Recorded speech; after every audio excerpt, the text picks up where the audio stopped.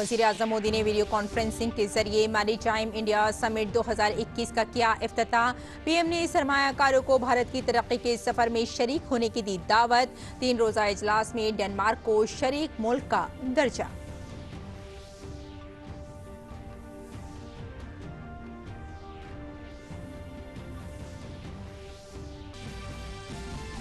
मुल्क में corona vaccine दिए जाने की मुहिम का दूसरा मरहला जारी। मरकजी वजीर सेहत और कई दीगर वजीरों ने ली वैक्सीन की पहली खुराक। कोविन के सरबराह की सेहत सेक्रेटरी के साथ मीटिंग।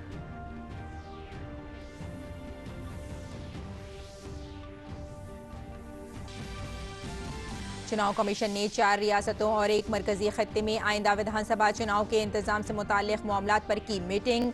मुख्तलिफ शोबों के सरबराहान के साथ कमीशन ने किया तबादला ख्याल।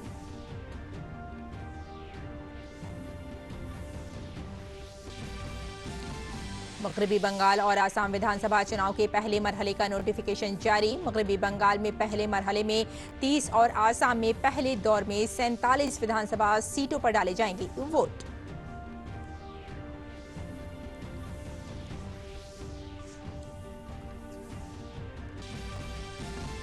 हुकूक इंसानी के मामले पर भारत ने पाकिस्तान को सुनाई खरी खरी। अक़वाम मुत्तहिदा की हुकूक इंसानी कौंसिल में भारत ने पाकिस्तान की गुमराह कुन बातों की कलई खोली। कहा अपने गिरेबान में झांके पाकिस्तान।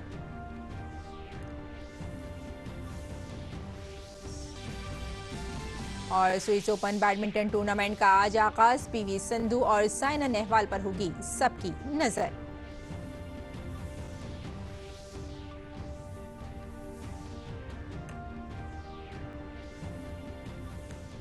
आदाब नाजरीन, खबरनामे में आपका इस्तकबाल है। मैं हूं आपके साथ रेशमा फारूकी।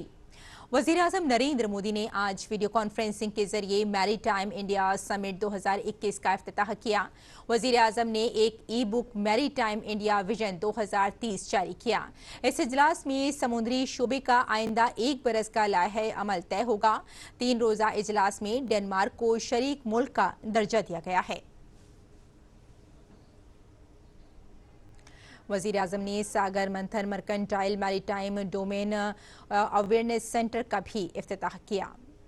वज़ीर आज़म ने अपने इफ्तिताही खिताब में कहा कि मुल्क में ही समुद्री जहाज बनाने और समुद्री जहाज़ों की मरम्मत पर हुकूमत बहुत तवज्जो दे रही है। वज़ीर आज़म ने कहा कि हुकूमत ने 2016 में बंदरगाहों की तरक्की के लिए सागर माला मंसूबे का ऐलान किया था। इसके तहत 6 लाख करोड़ रुपए की लागत से 574 से ज्यादा मंसूबों को 2015 से 2035 के दरमियान मुकम्मल करने के लिए निशानजद किया गया है। वज़ीर आज़म ने कहा कि इस इजलास के जरिए The Maritime India Vision 2030 has been launched. It outlines the priorities of the government.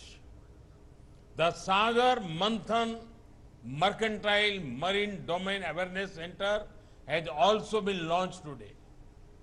It is an information system for enhancing maritime safety, search and rescue capabilities, security and marine environment protection. The Sagarmala project for promoting port-led development was announced by the government in 2016.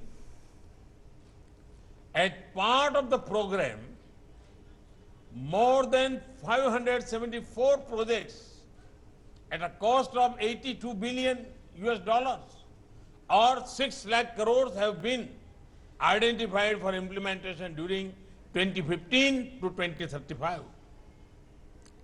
वज़ीर आज़म ने कहा कि इस इजलास के जरिए हुकूमत दुनिया को भारत की तरक्की के सफर का शरीक बनने की दावत दे रही है। वज़ीर आज़म ने कहा कि भारतीय समुद्री शोबे में आगे बढ़ने के लिए बहुत संजीदा है।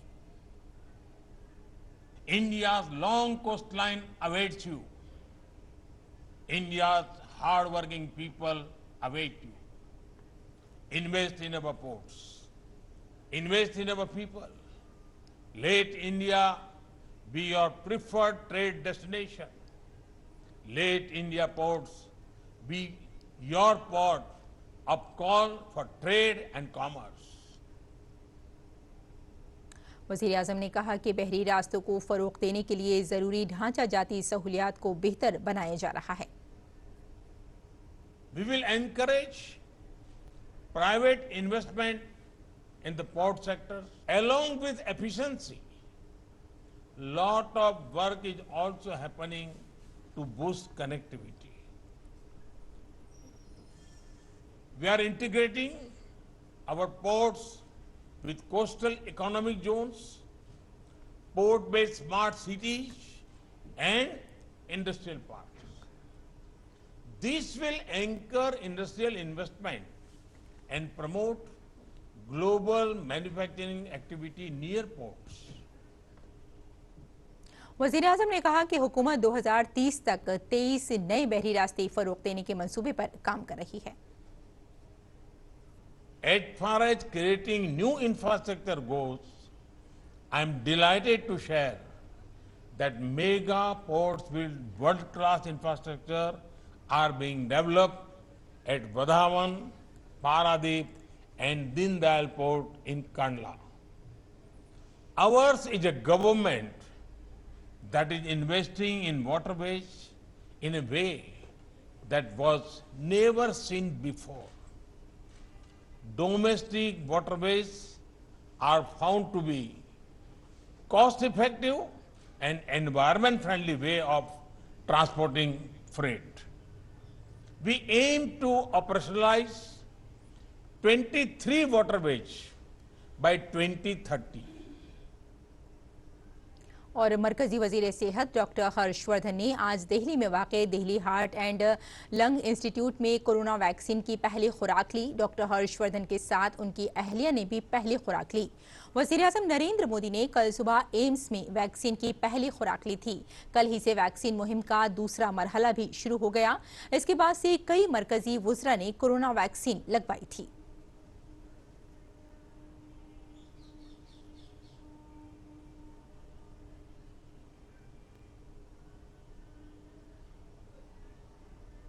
आप सबको मैं ये कहना चाहता हूं कि ये वैक्सीन कोविड के खिलाफ लड़ाई में हम सब भारतवासियों के लिए संजीवनी का काम कर रहेगी। कोविड एप्रोप्रिएट बिहेवियर जिसको हम 1.25 साल से सारे देशवासियों से बार बार आग्रह पूर्वक दोहरा रहे हैं, उसको अपनाने के लिए, उसमें किसी भी प्रकार की ढील ना करने के लिए और वैक्सीन एप्रोप्रिएट बिहेवियर के तहत मैं सब देशवासियों से अपील करना चाहता हूं कि वो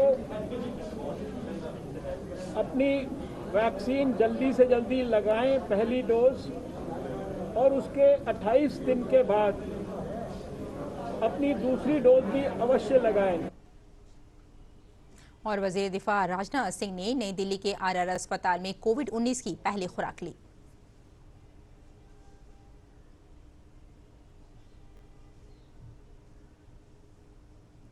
मरकजी वजीर रविशंकर प्रसाद ने आज पटना एम्स में कोरोना वैक्सीन की खुराक ली। उन्होंने यहां अपना आधार कार्ड देकर इंदराज कराया और इसके बाद वैक्सीन ली। वैक्सीन के बाद रविशंकर प्रसाद ने कहा कि ये मुल्क में तैयार वैक्सीन है जो काफी महफूज भी है।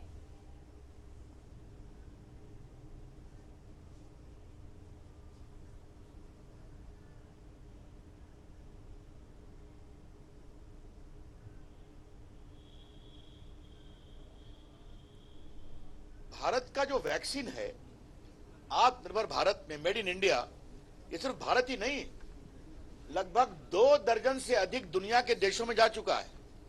नेपाल में, बांग्लादेश में, आपके अफगानिस्तान में, श्रीलंका में, ब्राजील में और कई देशों में।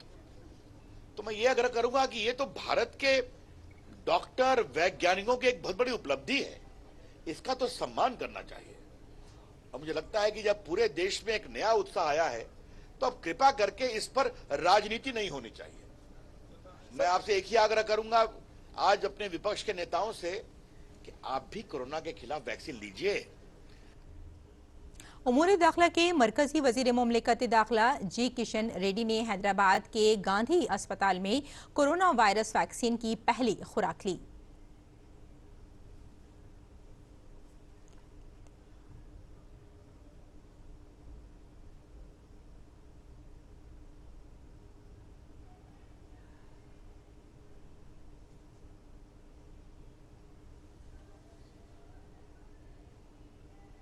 अक़लियती उम्र के मरकजी वजीर डॉक्टर मुख्तार अब्बास नकवी ने आज कोरोना वैक्सीन की पहली खुराक ली।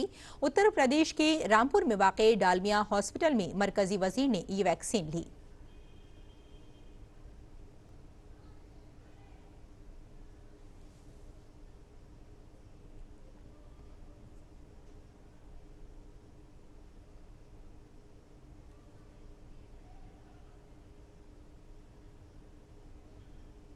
अगली खबर पर नजर डालते हैं। मगरबी बंगाल और आसाम विधानसभा इंतखाबात के पहले मरहले के लिए नोटिफिकेशन जारी कर दिया गया है।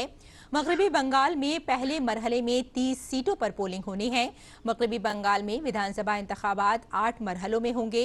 इधर आसाम में पहले मरहले में 47 सीटों पर पोलिंग होगी।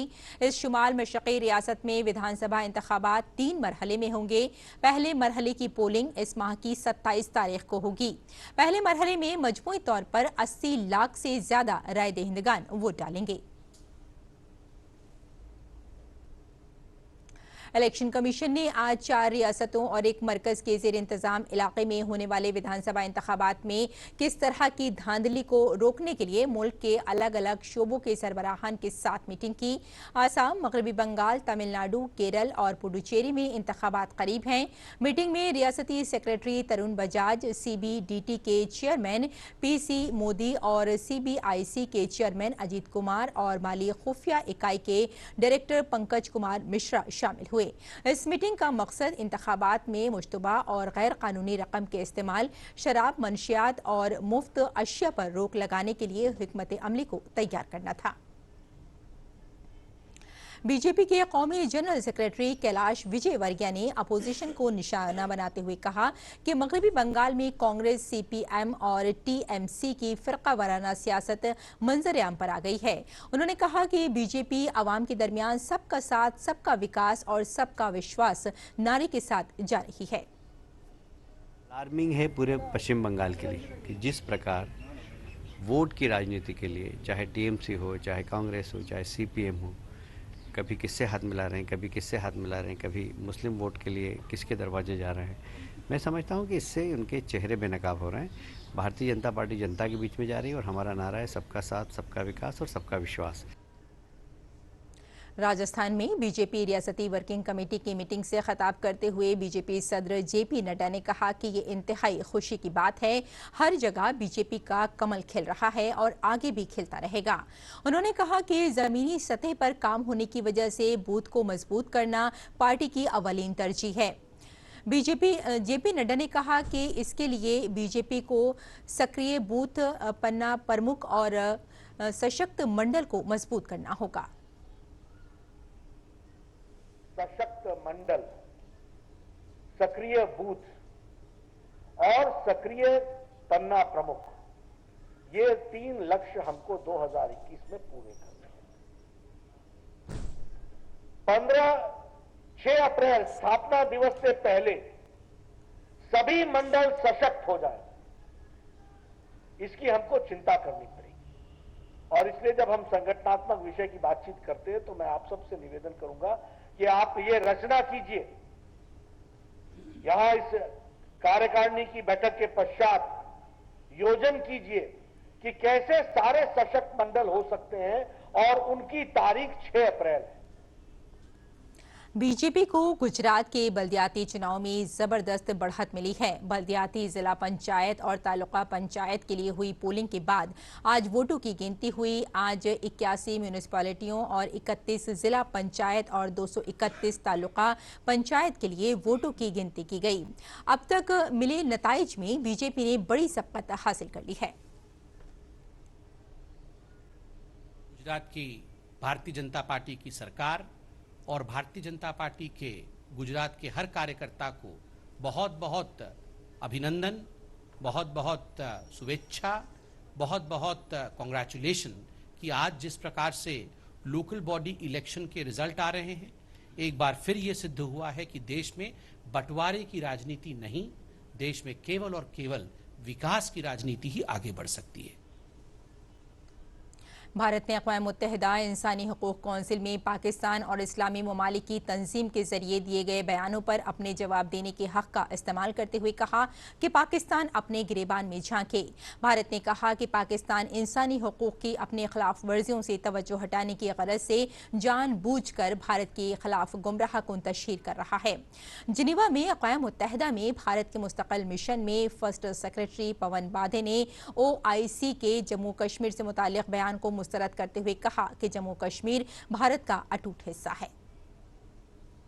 We exercise our right of reply to the statements made by Pakistan and the OIC under the agenda item 2. The COVID-19 pandemic has changed the way we are conducting this session. However, Pakistan's deliberate misuse of this august forum for its malicious propaganda against India, aimed at diverting the attention of the Council from its own serious violations of human rights, has remained a constant. Madam President, the members of this Council are well aware that Pakistan has provided pensions to dreaded and listed terrorists out of state funds and has the dubious distinction of hosting the largest number of terrorists proscribed by the United Nations. We reject the reference to the Union Territory of Jammu and Kashmir in the statement of the OIC. It has no locus standi to comment on matters related to Jammu Kashmir, which is an integral and inalienable part of India. Madhya Pradesh के खंडवा से BJP के रुकन parliament और party के साबिक रियासती सदर नंद कुमार चौहान का इंतकाल हो गया है। कोरोना से मुतासिर पाए जाने के बाद उनके फेफड़ों में इन्फेक्शन फैल गया था। वो गुरुग्राम के मेदांता अस्पताल में 5 जनवरी से भर्ती थे। हालांकि उनकी रिपोर्ट नेगेटिव भी आ गई थी, लेकिन उनकी तबीयत में कोई बेहतरी नहीं आ रही थी। नंद कुमार सिंह चौहान के इंतकाल पर वजीर आजम नरेंद्र मोदी ने गहरे रंजो गम का इजहार किया है। अपने ट्वीट पैगाम में वजीर आजम मोदी ने कहा कि खंडवा से लोकसभा के रुकन नंद कुमार सिंह चौहान जी के इंतकाल से गमजदा हूं। उन्हें मध्य प्रदेश में बीजेपी को मजबूत करने, पार्लिमानी कार्रवाई और तंजीमी कामकाज में उनके गिरां कदर ताउन के लिए याद किया जाएगा। उनके अहले खाना के तई इजहार ताज़ियत। ओम शांति। वज़ीर आला शिवराज सिंह चौहान ने ट्वीट किया कि हर दिल अजीज अवामी लीडर नंद भैया हम सबको छोड़कर चले गए। हमारी सब कोशिशें नाकाम रहीं। नंदू भैया की हैसियत से बीजेपी ने एक मिसाली कारकुन, बासलाहियत मुंतजिम और अवामी लीडर को खो दिया है। मैं दुखी हूँ। नंद भैया का इंतकाल मेरे लिए किसी ज़ाती खसारे से कम नहीं। और मध्य प्रदेश में पहला ई-बजट आज पेश किया गया। रियासती वजीर खजाना जगदीश देवड़ा ने विधानसभा में टैबलेट के जरिए माली साल 2021-22 के लिए 2,41,375 करोड़ रुपए का मजमूई बजट पेश किया। बजट में कोई नया टैक्स नहीं शामिल किया गया है। पुराने टैक्स में कोई इजाफा नहीं किया गया है। बजट में माली खसारे का तखमीना 50,938 करोड़ लगाया गया है। किसानों के लिए बजट में खुसूसी नज्म किया गया है। वजीर खजाना जगदीश देवड़ा ने कहा कि किसानों को बिला सूद कर्ज देने के लिए 1,000 करोड़ रुपए का इंतजाम किया गया है। इसके अलावा किसान सम्मान निधि के तहत रियासत में किसानों को 4,000 रुपए के अलावा 6,000 रुपए दिए जा रहे हैं। पूरे बजट में आत्मनिर्भर मध्य प्रदेश पर तवज्जो रही। बजट में आत्मनिर्भर मध्य प्रदेश के रोड मैप की बुनियाद पर स्कीमों के लिए रकम का नज्म किया गया है। वजीर खजाना जगदीश देवड़ा ने भी बाद में प्रेस कॉन्फ्रेंस से खिताब किया। उत्तर प्रदेश के मऊ विधानसभा हलके से रुकन मुख्तार अंसारी को पंजाब की जेल से उत्तर प्रदेश की जेल वापस भेजने के लिए यूपी हुकूमत की दरख्वास्त पर आज सुप्रीम कोर्ट में समाअत नहीं हो सकी। यूपी हुकूमत की तरफ से पेश हो रहे सॉलिसिटर जनरल तुषार मेहता के दूसरे मामलात में मसरूफ होने के सबब अदालत ने समाअत कल तक के लिए मुलतवी कर दी। मुख्तार अंसारी पंजाब के जिला रोपड़ की रूपनगर जेल में बंद हैं। यूपी हुकूमत मुख्तार अंसारी के खिलाफ दर्ज 10 से ज्यादा संगीन मुकदमात की समाअत के लिए उन्हें पंजाब से उत्तर प्रदेश भेजने का मुतालबा कर रही है। उत्तर प्रदेश हुकूमत का इल्जाम है कि पंजाब हुकूमत गैंगस्टर से सियासतदान बने मुख्तार अंसारी का दिफा कर रही है, जो भत्ताखोरी के एक मामले में रूपनगर जेल में बंद हैं। दुनिया भर में कोरोना वायरस के मामलात की कुल तादाद 11 करोड़ के पार हो चुकी है, जबकि 25,49,000 से ज्यादा लोग इससे अपनी जान गंवा चुके हैं। अब तक 9,06,72,000 लोग सेहतयाब हो चुके हैं। दुनिया में सबसे ज्यादा 2,93,10,000 मामलात और 5,27,000 अमवात के साथ अमेरिका सबसे ज्यादा मुतासिर मुल्क है। वहीं ब्राजील में अब तक 10,58,00,000 मामले हैं, तो वहीं 2,55,000 अमवात की तस्दीक हुई है। मैक्सिको की अगर बात की जाए तो अब तक 2,08,00,000 मामलात सामने आए हैं और 1,85,000 अमवात हो चुकी हैं। अमेरिका ने म्यांमार की फौजी हुक्मरानों को इंतबाह दिया है कि अगर म्यांमार के सिक्योरिटी दस्ते गैर मुसल्लह अफराद को मारते रहे और सहाफ़ियों और कारकुनों पर हमला करते रहे तो वो मजीद कार्रवाई करेगा। अमरीकी महकमा खारजा के तर्जुमान ने कहा है कि अगर बर्मी फौज जमहूरी तौर पर मुंतखब हुकूमत की बजलावर पुरअमन मुजाहिरीन के खिलाफ इस नफरत अंगेज तशद्दुद को रोकने से इनकार करती है तो अमरीका की तरफ से इजाफी इक़दाम किए जाएंगे। व्हाइट हाउस के एक ओहदेदार ने कहा कि अमरीका ताज़ा तशद्दुद के जिम्मेदारों के खिलाफ इजाफी पाबंदियों की तैयारी कर रहा है। हांगकांग मसले पर बयान जारी करते हुए अमेरिका ने चीन से कहा है कि गिरफ्तार किए गए सभी कारकुनान को चीन फौरन रिहा करे। अमेरिकी वजारत खारजा ने बयान जारी करते हुए कहा कि हम बीजिंग और हांगकांग अथॉरिटी से अपील करते हैं कि वो हांगकांग में गिरफ्तार किए गए सभी हुकूक इंसानी कारकुनान और जमहूरी लीडरों को फौरन जेल से रिहा करे। अमेरिका ने बयान जारी करते हुए कहा कि चीन के कौमी सलामती कानून से एक बार फिर साबित होता है कि चीन लोगों के बोलने की आज़ादी का गला घोट रहा है और हांगकांग के हुकूक की खिलाफ वर्जी कर रहा है। आज से स्विस ओपन बैडमिंटन टूर्नामेंट की शुरुआत हो रही है, जहां सबकी नजरें भारत की पीवी सिंधु और साइना नेहवाल पर होंगी। मर्दों के सिंगल्स खिलाड़ियों में समीर वर्मा, एच.एस. प्रणॉय और किदाम्बी श्रीकांत भी मुकाबले में अपनी साबिका कारकर्दगी का मुजाहिरा करने की कोशिश करेंगे। इस टूर्नामेंट से ओलंपिक मुकाबलों की बहाली भी होगी। दूसरी सीट याफ्ता सिंधु पहले दौर में तुर्की की नेस्लिहान से मुकाबला करेंगी। हमने हालिया बरसों में खवातीन की कामयाबियों की बहुत मुतासिर कुन कहानियां देखी और सुनी हैं। इसकी एक और बड़ी मिसाल महाराष्ट्र के एक छोटे से गांव आनंदवाड़ी में देखने को मिली है। ये गलत नहीं होगा अगर ये कहा जाए कि आनंदवाड़ी गांव अब खवातीन की क़यादत वाला गांव बन गया है।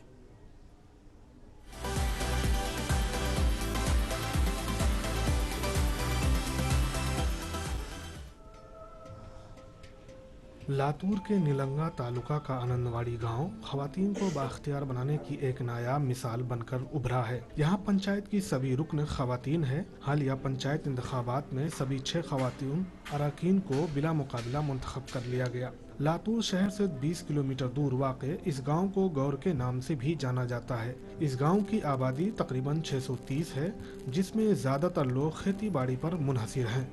गौर में गुज़िश्ता 5 साल में सफाई सुथराई के शोबे में बड़ी तब्दीली देखने को मिली है और सबसे अहम बात यह है कि यहाँ लोग बदएतकादी के खिलाफ बेदार हुए हैं। गांव के सभी 112 घरों के बाहर नेम प्लेट खवातीन के नाम के हैं। गांव में एक सैनिटरी नैपकिन डिस्पेंसर, आज़ा के अतिये के लिए बेदारी मुहिम, मुफ्त आटा चक्की का भी इंतज़ाम पंचायत की जानिब से किया गया है। इसके अलावा गांव में एक पार्क और जिम भी बनाया गया है।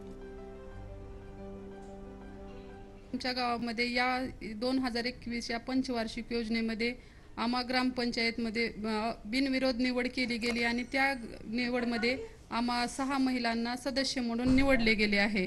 तरी आमच्या गावामध्ये गेल्या 10 वर्षापासून सरपंच ह्या महिलाच होत्या आणि गेल्या 5 वर्षामध्ये सरपंच, उपसरपंच आणि तंटामुक्ती अध्यक्ष पण महिलाच होत्या। त्यांनी आमच्या गावाला स्वच्छता आणि गाव कसे सुंदर बनवता येईल, प्रत्येकाची स्वच्छता लक्षात घेऊन गावाला पुढे कसं नेता येईल याचा पूर्णपणे विकास केलेला आहे। ये गांव खवातीन को बाइख्तियार बनाने की एक बेहतरीन मिसाल है। यहाँ गुज़िश्ता 10 सालों से गांव की सरपंच खातून ही हैं। घर के मसाइल को बेहतर तरीके से समझने और उन्हें हल करने में एक खातून कितनी बेहतर साबित हो सकती है, ये किसी से पोशीदा नहीं है। इसके अलावा गांव की तरक्की से जुड़े फैसले भी खातून पंचायत बेहतर तरीके से ले रही हैं। इससे गांव की बाकी खवातीन का हौसला भी बढ़ा है। माझ्या गावाने आतापर्यंत अनेक कार्य केलेली आहेत आणि तेही महिलांच्या पुढाकाराने, सहभागाने. कारण माझ्या गावची मातृशक्ती प्रत्येक कामात पुढे येऊन काम करत होती. त्यामध्ये हागणदारी मुक्त गाव असेल, तंटामुक्त गाव असेल किंवा आरोग्याच्या दृष्टीनं स्वच्छतेचा भाग असेल, अशा अनेक कार्यक्रमामध्ये महिला पुढे येत होत्या. त्यामध्ये त्यांच्या पुढाकाराने झालेल्या कार्यामुळं गावाला अनेक सन्मानसुद्धा भेटले आणि त्याचा एक पुढचा भाग म्हणून गावातल्या ज्या म्हणजे परंपरा मोडीत काढण्याचं कार्यसुद्धा त्यांच्या हातून होतच होतं. आणि या सगळ्या गोष्टी घडत असताना गावचं नेतृत्वसुद्धा महिलांच्या हाती होतं. यकीनी तौर पर इस गांव ने पंचायत की सतह पर खवातीन की मुकम्मल सियासी नुमाइंदगी देकर रियासत में खवातीन की सियासी हिस्सेदारी की मिसाल कायम की है. अगरचे जमीनी सतह पर क़यादत के उभरने में वक्त दरकार है, लेकिन खवातीन की ताकत को समझना जरूरी है. लातूर से दीप रत्न, नीलेन गाकर और ममता भट्ट की रिपोर्ट, DD न्यूज उर्दू खबरें. तो गांवों में भी खवातीन बाइख्तियार हो रही हैं और समाज में अपना एक अलग मकाम बना रही हैं. इसी के साथ इजाजत दें. आदाब.